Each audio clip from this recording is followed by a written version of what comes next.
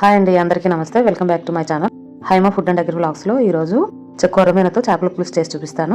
ఇంకా అసలు ఆలస్యం చేయకుండా వీడియోలోకి వెళ్ళిపోదాం. ముందుగా చేపల్ని వాష్ చేసి పెట్టుకున్నానండి.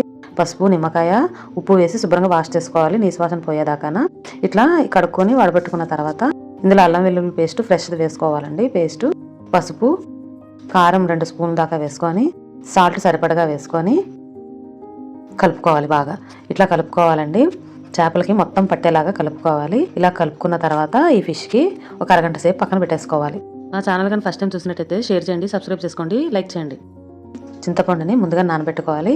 చేపల్లోకి మసాలా రెడీ చేసుకుందాం. ధనియాలు, జీలకర్ర, దాల్చిన చెక్క, లవంగ, 2 ఇలాచీలు, 2 మిరియాలు వేసుకొని ఇది మెత్తగా పొడి చేసుకోవాలి. చల్లారినాక ఇందులో కొంచెం మెంతిపిండి వేసుకొని మిక్సీ పట్టుకున్నాను.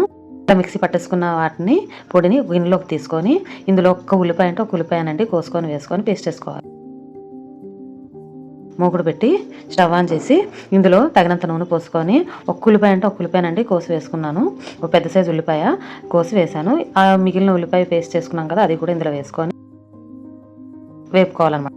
ఇలా బాగా వేగిన తర్వాత ఇందులోకి సాల్ట్ వేసుకొని కొంచెం పసుపు కూడా వేసుకొని నెక్స్ట్ కారము 2 స్పూన్ల దాకా వేసుకోవాలి. కారం చూసుకోండి, ఇందాకలో ఫిష్లో వేసాం కాబట్టి కారం చూసి వేసుకోవాలి.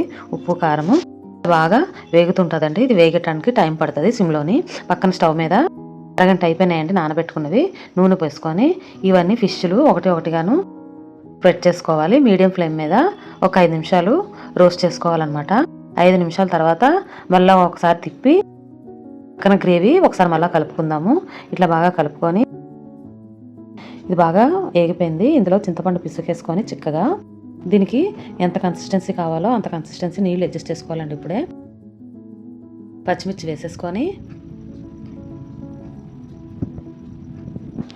నీళ్లు వేసుకొని కొంచెం కన్సిస్టెన్సీ అడ్జస్ట్ చేసేసుకున్నాను.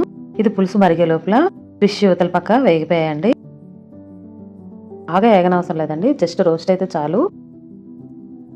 అన్ని ఫిష్ను ఒకటిగా తిప్పుకొని మళ్ళీ మూత పెట్టుకొని ఒక 3 నిమిషాలు వేగనివ్వాలి. ఇందులో సగం మసాలా పొడి ఇందాక చేసుకున్నాం కదా, అది వేసుకొని మరగనిద్దాం పులుసు.